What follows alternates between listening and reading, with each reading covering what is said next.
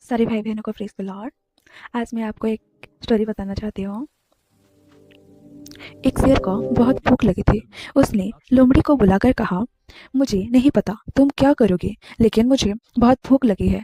अगर तुम्हें कहीं गधा दिखे तो उसे पकड़ के ले आना। ये सुनकर लोमड़ी तुरंत गधे के पास गई और बोली, गधे भैया, शेर तुम्हें बुला रहा है। गधा बोला, शेर मुझे क्यों बुला रहा है? लोमड़ी ने कहा, वो तुम्हें जंगल का राजा बनाना चाहता है। चलो। मूर्ख गधे ने सोचा, शायद ये सच ही होगी। वो जल्दी शेर के पास आया। जैसे ही गधा आया, शेर अचानक उस पर झपटा। जब शेर ने गधे पर झपटा मारा, गधे किसी तरह बचकर भाग गया। उसकी एक कान कट गई थी। वो भाग गया।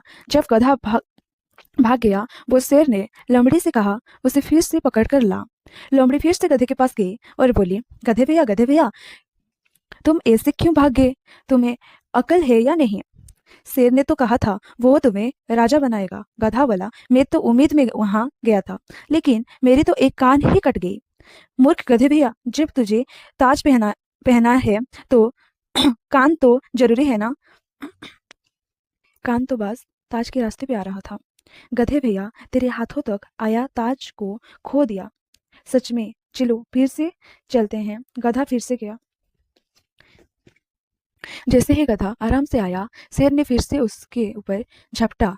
इस बार उसका पूरी पूंछ कट दी। गधा फिर से उसके पास गया। क्या हुआ? गधे भैया फिर से दौड़ते हुए आ गए। गधा बोला, उसने मेरी पूरी पूंछ खाली खाली और फेंक दी। अरे, तुझे समझ में नहीं आता क्या? जब से सिंहासन पर बैठना है तो क्या पूंछ के ऊपर बैठता है? पूंछ काट दी तभी तो सिंहासन पर शांति से बैठ सका। सच है ना? फिर गधा चला गया। शेर ने एक ही बार में गधे को खत्म कर दिया।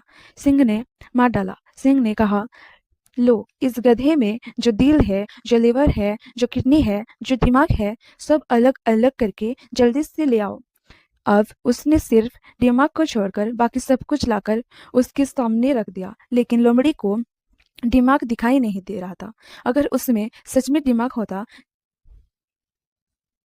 जब उसके कान पकड़े गए थे तभी भाग जाती, वापस नहीं आती। जब उसकी पूंछ काटी गई थी तभी भाग जाती, वापस नहीं आती। सिंह भैया उसकी समझदारी नहीं है।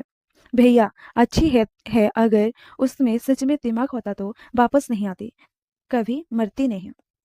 भाई और बहनों, ध्यान से सुनिए। आध्यात्मिक जीवन में अनावश्यक छाएं मत पालियो।